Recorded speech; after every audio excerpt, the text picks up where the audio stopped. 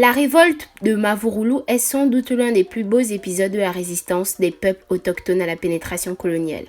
Entre 1907 et 1912, le combat en pays Punu va démontrer à la suffisance que d'une part, l'art de la guerre était déjà bien avancé chez ce peuple et que d'autre part, la volonté des peuples à disposer d'eux-mêmes. Mavurulu, de son vrai nom Nyanda Makita, est né vers 1870.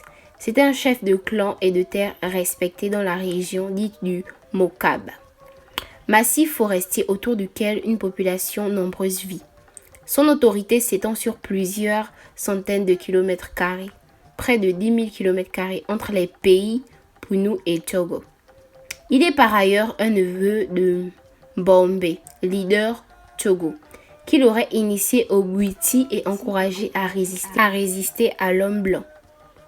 Pour parler de cette révolte, je vais reprendre un article du blog d'Ugandi qui fait la promotion de l'histoire et de la culture du groupe Punu. Les opérations qui devaient aboutir à la reddition du chef influent Mavurulu, préparées de longue, consistaient à amener les populations par la dissuasion et par les bons sentiments au calme.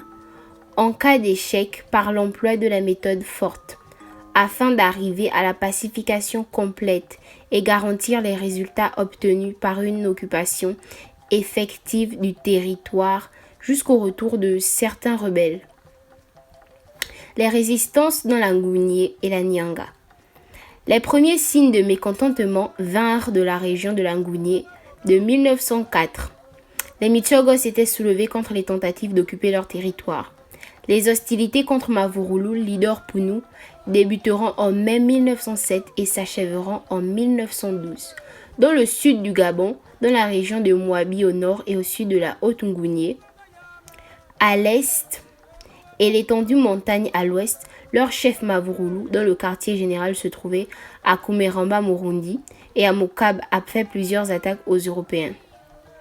Le capitaine Conrad, à la tête de 200 hommes, arrivait à Mokab en juillet 1906. Ayant successivement échoué 3 fois, ils se retiraient à Tchibanga, pensant qu'ils allaient couper la route de Mouabi station depuis Tchibanga. Ne pouvant pas venir à bout d'une armée disciplinée et déterminée, dirigée par son légendaire leader Mavurulu Mandiengi, surnommé Nyanda Makita, les Français lanceront une énième campagne en 1909. Renforcé par un bataillon de Sikres et par une troupe sénégalaise. Le 1er juillet 1909, le chef de bataillon de Sikres, à la tête d'une colonne de 310 et de 14 grades, marchèrent sur Mouabi. Les populations révoltées rompues à la technique de guérilla évitèrent constamment le combat puis attaquaient de sang-froid sous les ordres du capitaine Colonna Leleka. La deuxième compagnie avait pour but de briser cette révolte. En novembre, capitaine le Meyour, qui s'était distingué dans la guerre avec les Michogos, voyageait de Mouabi à Doussala, pensant atteindre Kumeramba et Murundi plus tard. Mais à la fin du mois, son progrès a été stoppé 11 fois par les attaques successives Punu. Les principaux hommes ou encore chefs de guerre de Mavurulu, Nanzolu Nyanda Makita, étaient Mweli Mukani, Mandukuma Mukani, Nziengi Mfudu, Nzambadinga, Kasmaviri. L'ardeur combative des populations secoua sérieusement le moral des adversaires, mais l'objectif des Français était sérieusement de s'emparer de l'âme de la révolte, le chef Mavurulu. Celui-ci déjoua leur plan, les Français s'emparèrent des compagnons de Mavurulu, des principaux chefs et leurs familles, et menaçaient de les tuer si Mavurulu ne se rendait pas. Les Français occupèrent militairement la région et une compagnie resta à Sindara jusqu'en 1910. Makita, privé de ses principaux collaborateurs, Mavurulu priait de déposer les armes contre la libération de leurs prisonniers et la promesse qu'aucun de leurs chefs ni de leur famille soit exécuté.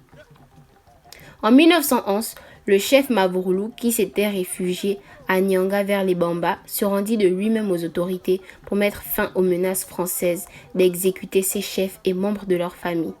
Il est mort à Ndendé en 1911. En 1912, cette région appelée alors Ofoué-Ngounie fut remise à une autorité civile. Le 1er juillet marque la commémoration de la bataille de Mavurulu. Le territoire Mbajag a été morcelé par les autorités coloniales dans le but de séparer Michogo et Puno, car les Français redoutaient cette alliance. Je tiens à préciser que Mavurulu est aussi connu pour avoir fait disparaître un village entier, mais aucune source n'a pu le confirmer jusqu'à présent.